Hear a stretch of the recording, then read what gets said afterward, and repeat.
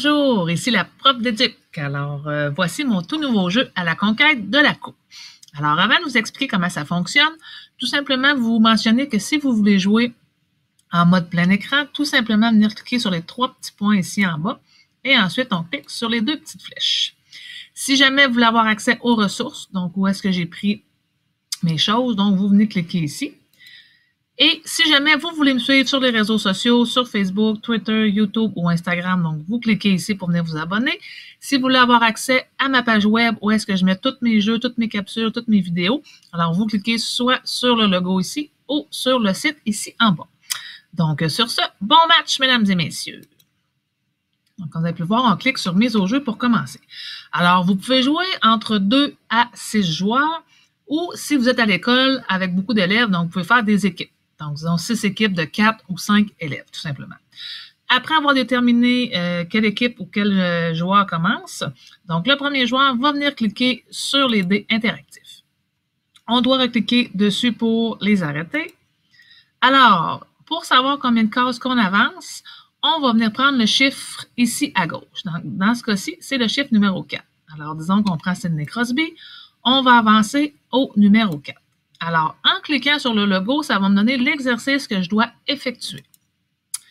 Donc ici, c'est un redressement assis. Alors, on a écrit aussi c'est quoi le nom de l'équipe pour ceux qui ne savent pas et depuis quelle année l'équipe existe. Donc, dans ce cas-ci, c'est la nouvelle équipe des Kraken de Seattle.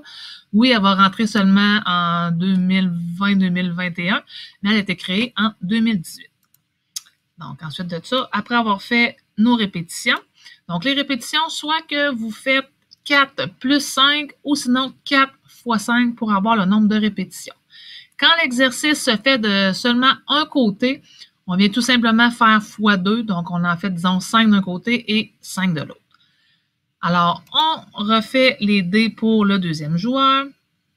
On reclique, donc ici, on a 5. Ça tombe bien parce qu'on tombe sur un trophée. Les trophées représentent les échelles dans le jeu de serpent et échelle, donc en cliquant dessus, ça vous dit c'est quoi le nom du trophée. Et je nomme un joueur qui l'a déjà remporté ainsi que l'année qu'il l'a remporté. Et évidemment, ben, ça vous dit d'avancer, affronter une équipe. Dans ce cas-ci, c'est le Lightning de Tampa Bay à la case 22. Donc, je viens prendre mon jeton, je monte à la case 22 et je vais recliquer dessus pour savoir c'est quoi mon exercice. Dans ce cas-ci, ben, c'est un repos bien mérité. Alors, ça, c'était pour les trophées. Quand on tombe sur un des 4 arbitres, bien évidemment, ça va être les serpents.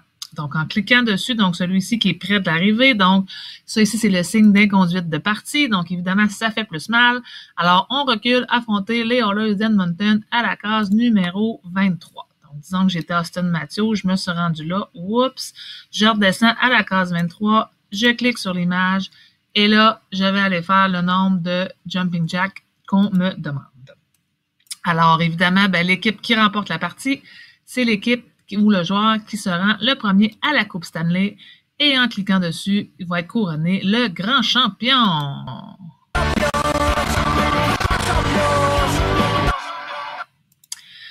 Alors, j'espère que vous allez aimer mon jeu, que vous allez vous amuser. N'hésitez pas à le partager. Donc, sur ce, bon match, mesdames et messieurs.